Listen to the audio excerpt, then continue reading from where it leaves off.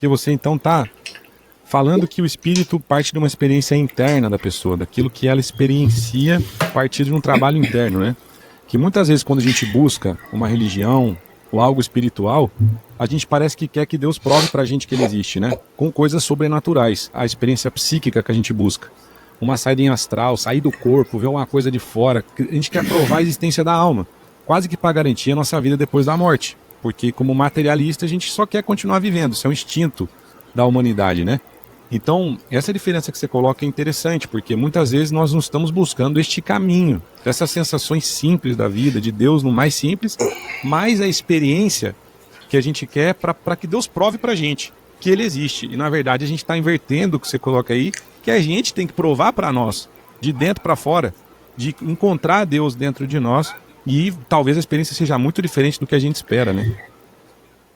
Exatamente, e quando nós moldamos na nossa mente, ou seja, um conceito de que a experiência será dessa forma, nós perdemos justamente a experiência, porque ela acontece num instante. É necessário esse estado de mente aberta, viver a momentaneidade para poder receber essa experiência. Por isso diziam as escrituras que a luz veio às trevas, mas as trevas não a reconheceram.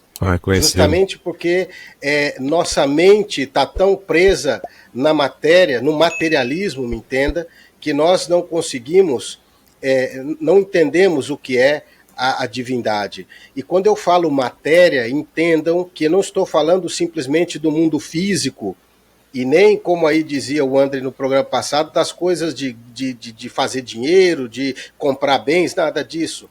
É preciso entender que isso, que muitas escolas, digamos assim, pseudo-espiritualistas, por que pseudo? Nós vamos explicar por quê. Justamente porque não levam o ser humano a um contato com o espiritual dentro dele, não que sejam boas ou más, mas que levam ao encontro com o mundo psíquico, que é esse mundo dos sonhos, por exemplo, o mundo astral, que é o mundo da mente, o mundo mental, e que são matéria também. Isso também é materialismo, como você disse, porque de verdade nós ainda estamos com a mente muito presa no materialismo, e entenda como matéria o corpo astral também é matéria, ou seja, o mundo dos sonhos, as emoções também são matéria, os pensamentos também são matéria. Matéria mais sutil do que essa do físico, mas também são matéria. E o mundo espiritual não tem matéria. E quando eu quero dizer que não tem matéria, eu digo que não tem forma. Não tem o que se ver no mundo espiritual. Ali as faculdades psíquicas que são necessárias e importantes para experimentar a realidade do mundo psíquico, que é o mundo das emoções, que é o mundo dos pensamentos, ali não servem essas faculdades porque eu não tenho nada para ver, eu não tenho nada para ouvir. Eu preciso desenvolver uma sensibilidade. Ali a linguagem é intuitiva, não psíquica. Por isso é importante a gente entender a diferença desses dois mundos. E a Gnosis propõe o desenvolvimento dos dois, né? Tanto das faculdades psíquicas como um desenvolvimento espiritual. Mas entenda que a prioridade nossa, do caminho espiritual que ensina a Gnosis, é o desenvolvimento espiritual. Para que a partir daí, o espírito, o verdadeiro ser de cada um de nós, quando queira, se queira e para o que queira, possa utilizar-se das faculdades psíquicas para investigar esse mundo material. E para que haja uma assertividade psíquica, não é mesmo? Porque quando o desenvolvimento espiritual ele prevalece como prioridade sobre o desenvolvimento psíquico, a tendência é que quando a pessoa vai trabalhando dessa forma no seu desenvolvimento espiritual, a tendência é que, por prevalecer o desenvolvimento espiritual, quando o psíquico começa a aflorar também, ele tem uma certa assertividade dentro desse alinhamento do objetivo, né, do fim e não do meio. Né? Como o Marco sempre pontua aqui, é muito importante a gente discernir meios do fim. Exatamente. Né? O fim gnóstico é a integração com Deus, a integração da pessoa com tudo que é espiritual nela, e não com tudo que é psíquico. Mas um dos meios para isso é o desenvolvimento positivo, apto do psiquismo da pessoa.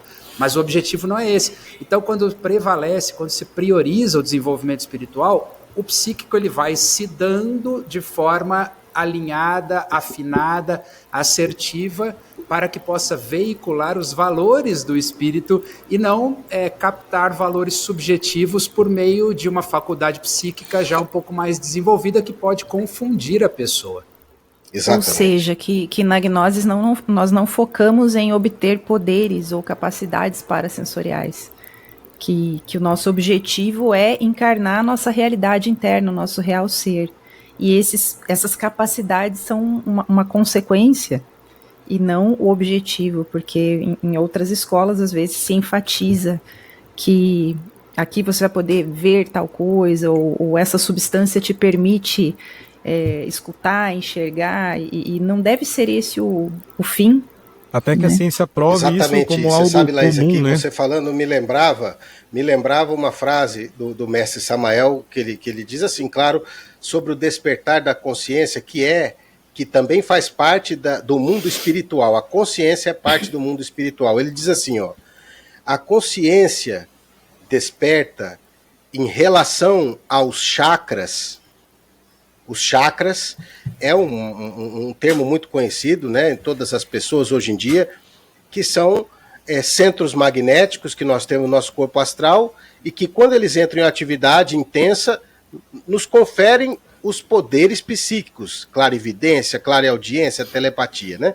Então, ele dizia assim, a consciência desperta em relação aos chakras é como o sol em relação à chama de uma vela.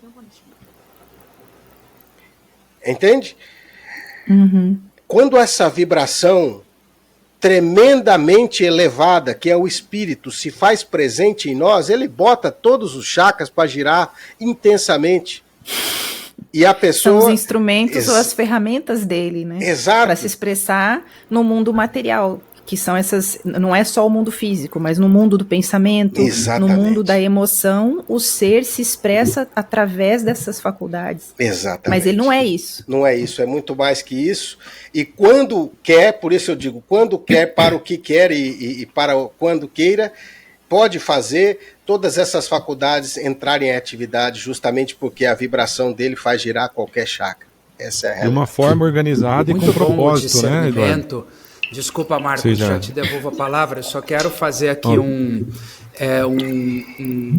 uma pontuação para o ouvinte, até um esclarecimento bem didático da parte aqui organizacional do podcast, para que a pessoa possa ter acesso ali ao que ela quer buscar dentro do catálogo nosso de episódios. O Eduardo está sempre se referindo aqui, e claro, ele está correto no que ele fala, porque no momento que nós estamos gravando esse programa, o programa retrasado que foi ao ar é o número 5, é o programa que se chama Nascimento Espiritual, cujo convidado foi o André. Mas esse programa que nós estamos gravando agora, a hora que você estiver ouvindo, ele já é o número 11. Então, existem 5 programas aí entre o programa número 5, que se chama Nascimento Espiritual, e esse que você está escutando agora, que é o número 11, Espiritualidade versus Psiquismo. O número 9 se chama Chakras e Mantras. Então, se você quiser se aprofundar, escutar um episódio inteiro sobre isso que o Eduardo acabou de citar, sobre características psíquicas dos chakras, sua aplicabilidade, seus desdobramentos, seu funcionalismo, o episódio número 9 reúne todas ou muitas dessas informações. Um casamento entre o episódio número 5, Nascimento Espiritual, e o episódio número 9, Chakras e Mantras, é o que a gente está realizando hoje com espiritualidade versus psiquismo e levando para esse lado totalmente enfocado no trabalho espiritual proposto pela gnose, fundamentado nos 3 fatores de revolução da consciência, com sua devida meta, que é encarnar o ser interno de cada um de nós.